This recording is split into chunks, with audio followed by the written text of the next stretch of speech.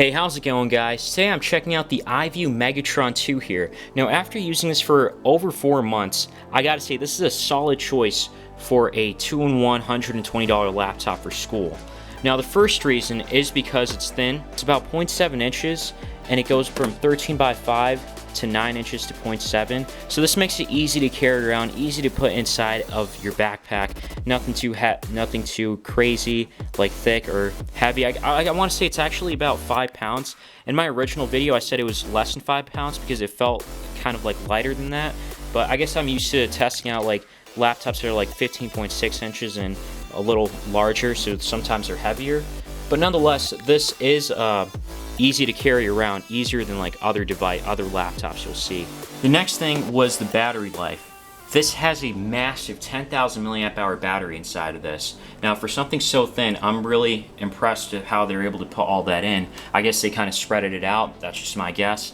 But either way, this lasts for about 8 to 9 hours, give or take, depending on how you use this. I used it in moderation, so I had like a Google Docs open or a Word document, and then I was like lightly browsing the web. I had like a tab or two open, and I got like 3 to 4 days. I want to say at most I got 4 days. Now granted, I did turn on battery saver at some points just so I can get a better battery life, and I think the brightness was around 25 to 50%.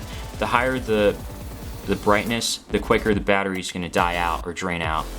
Regardless, I gotta say that's really impressive because I was able to use this for about 3 to 4 days in a row, like take it out for class and then shut it down and then put it in my backpack and then come back the next day, and then I wouldn't have to worry about battery life until like the end of the week almost.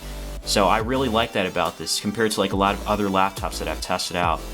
An impressive battery life nonetheless. Now granted, like I said, I wasn't doing anything crazy. I was just web browsing, I was typing up documents, stuff that I did in class. I was mainly using this for school. Actually, nearly solely for school. I was looking to play some games on here like Fortnite. I don't know if you guys have been following me or not, but I did try to download Fortnite onto the micro SD card because this only has about 32 gigabytes out of the box, but it supports up to a 132 gigabyte micro SD card. And I did try putting it on there. I had to install Epic Games. Epic Games wouldn't install to a outside storage. It has to be internal, which was unfortunate because I wasn't able to test out Fortnite, which I really wanted to. But regardless, I mean, I know it may or may not work. It's likely not going to work, but I wanted to try to see how much frames we can get. If we can even get 30 frames at like a lower resolution. But nonetheless, that's one of the downsides about this, was just how much storage was inside. Because I'm not even able to update the Windows. I'm not able to put the Windows update because I don't have enough space. It says it's preparing to install. I guess I tried freeing up some space, so I don't know if it's going to work this time. But regardless, that was one of the downsides. I guess one of the redeeming things was that I was able to put in a micro SD card. And what I installed so far on here was Steam. I downloaded like 2 games on here. So far I have Dark Souls Remastered, as well as Team Fortress 2, which we'll check out in just a moment. One other thing I really liked about this using it in class is that there's virtually no fan noise. Like, these are the speakers down here, which are tinny, but yeah, there's no fan noise whatsoever. And the other thing, since we're down here, was that it does get warm on this side, warm to the touch, but if you place this on a table usually, like I did in class, you shouldn't notice a problem. If you're gonna place this on your lap, you may start to notice a bit of warmth. It depends on what you're doing though. If you're playing a game, it'll definitely get hot faster. And it does catch fingerprints relatively, not relatively easy, but you can see there are some fingerprints on here. Black Friday, which I'm gonna do again this year. So you can watch videos in 1080p. The screen is pretty sharp. You get about 156 ppi. You can also change it to this, or you can have it in tent mode, which you can just have it like this and it'll just be placed in. You can just have it like at your kitchen or table or whatever you want to call it, or you can place it in tablet mode. Now granted that the keys are still going to be responsive when you have it in tablet mode. But nonetheless, yeah, it can play videos in 1080p, which is nice. Unfortunately, 60 frames per second is not going to be as good. I actually noticed a bit of stuttering and lag when I tried to watch gameplay in 1080p. And the speakers are tinny. They only get so loud. One of the things I think I forgot to mention in my original video was that it shuts down or it turns off when you close the screen. Now obviously this should be normal for all laptops, but like in the lower end range around here, like not all of them tend to close when you close the laptop, like the screen would stay on. I know that happened with some RCA devices. Now one of the ones that I do know is the RCA Cambio. I haven't tested this out with compared them, so I can't really give you an opinion or feel for exactly what you can expect between the two. But if anything, I have seen the build of the RCA Cambio. It is the detachable one, and detachable does sound nice versus having something like this.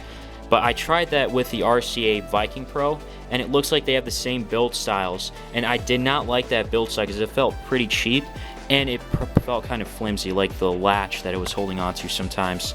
I liked it back in 2015. It was a nice concept, but for now, like, this does feel better. It feels more solid to hold, like an actual laptop.